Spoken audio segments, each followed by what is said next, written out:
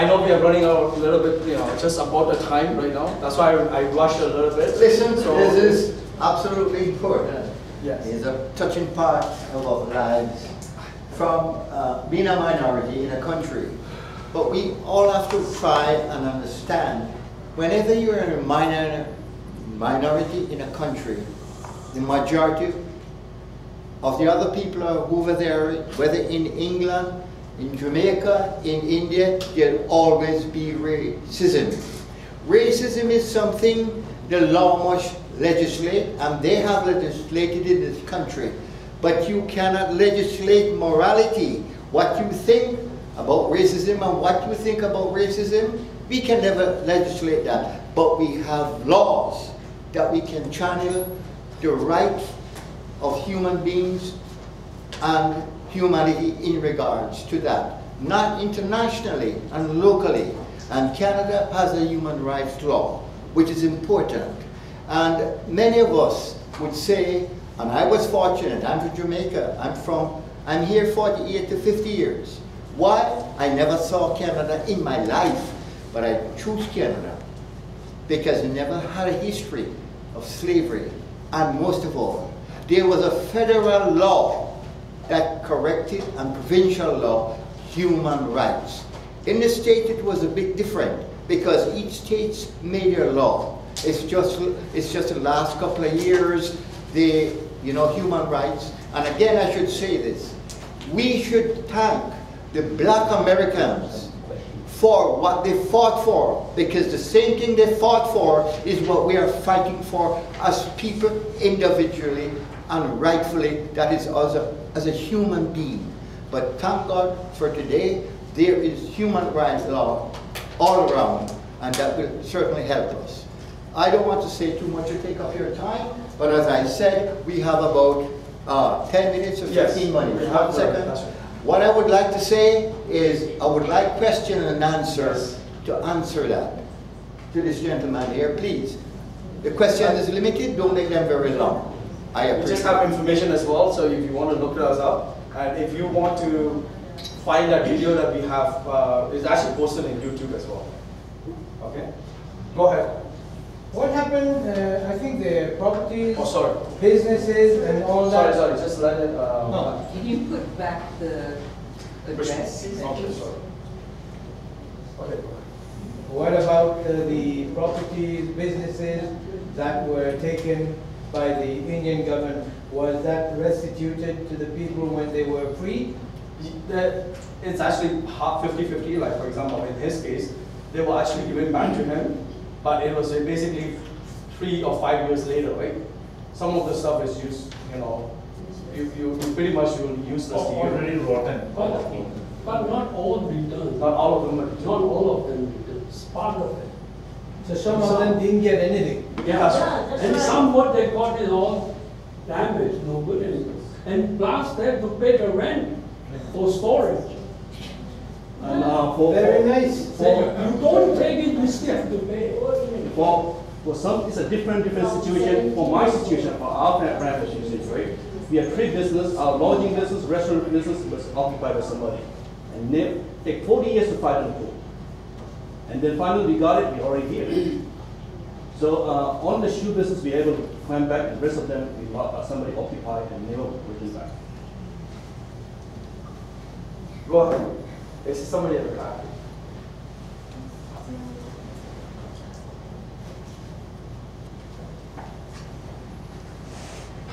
My mother's family came from Burma to the U.S.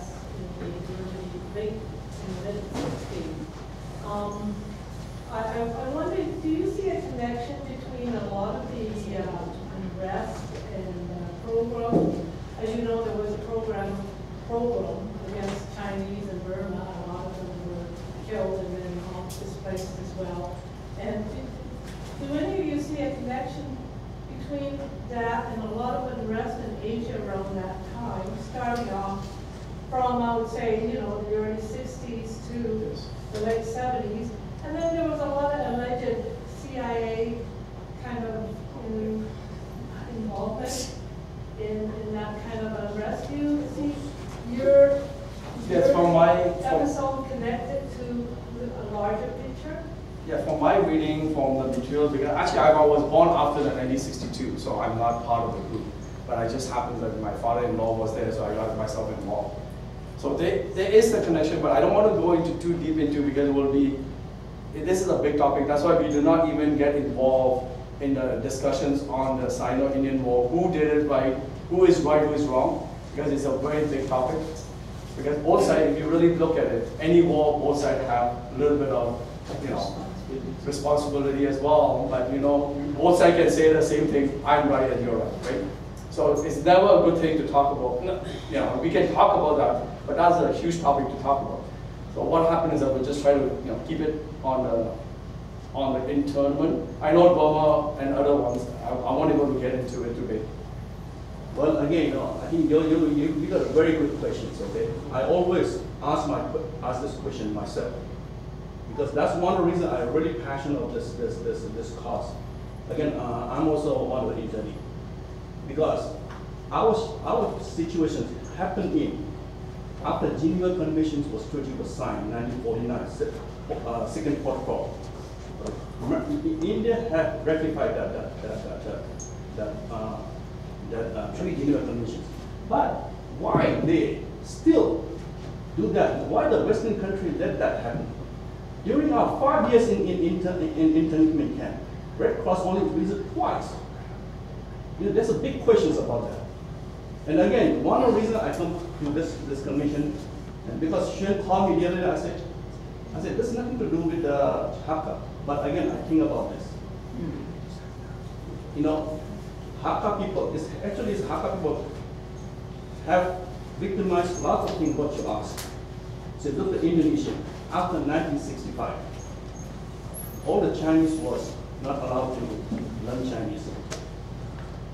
Like you said, I think Burma, Malaysia, all this thing. That's a very good question you asked, and then I think it's worth to research these questions. Thanks for it. Yeah, it is a good question. It's actually from the reading of the thing. It's actually not only in the 1962 war. We are talking about 1955 and actually 56 and so on. The restriction and also regulation starting to happen in India. Restricting Chinese movement, there's a lot of laws implemented between the 1960s. But the thing is that it is actually pretty long. If you want to, we actually have lots of materials beyond over here as well. Thank you. Is there any more question? I will take a last one. Please, time is a factor. Basically, I want to, based on the documentary, it appears, I guess, they're expecting to get an apology from Indian government to the Chinese, just like as the Japanese. Yes, that's right. Yeah. So I would like to find out, you're celebrating the 50 years since you were in the in the camp. So what progress have you made to make known this fact of some apology from the Indian government to the Chinese who are actually Indian citizens? Yes, so it is a good question. Absolutely, because what happened is that is why this organization was formed about 5 years ago. Now we started the organization as a movement, trying to galvanize more, educating the public and so on. For my expectation, I know there's a lot of internees, the hope and the expectation is that for the Indian government to apologize. But I don't see us happening in this generation or even the next generation. It will take a couple of wise people down the generations from the Indian side to acknowledge. Because what happened is that one of the things, I don't want to talk about the war, but India lost the war. So it's very hard for somebody to apologize when you're actually not on the winning side of things. I just want to keep it that way. All right, one last question. Make it short. Yeah. Short. Okay, it's very short. I don't know if it's a question. I was living in India, Calcutta, from 1945 to 1950-51. Yeah. Yes. Lucky. And as a child, I found that all of or most of the Chinese people in Calcutta were Hakka. Yes. Yes. The first thing we said to each other, well, the adults did, was Kap Fat Mall. Second one was Kisi John Tong San. You still remember that?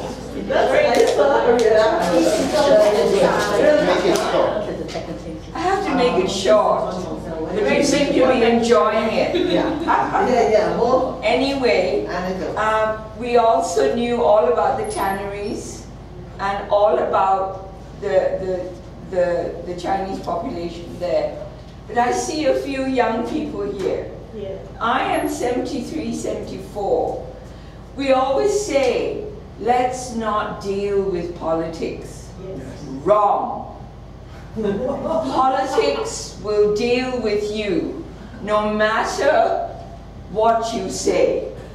Therefore, if you had had an MP, a senator, or whatever in Parliament, you would not have suffered what you suffered. So go out there, become involved, speak your mind, and be active, not reactive. Being angry is reactive. Hating is reactive. Be active and move forward. Thank you for listening.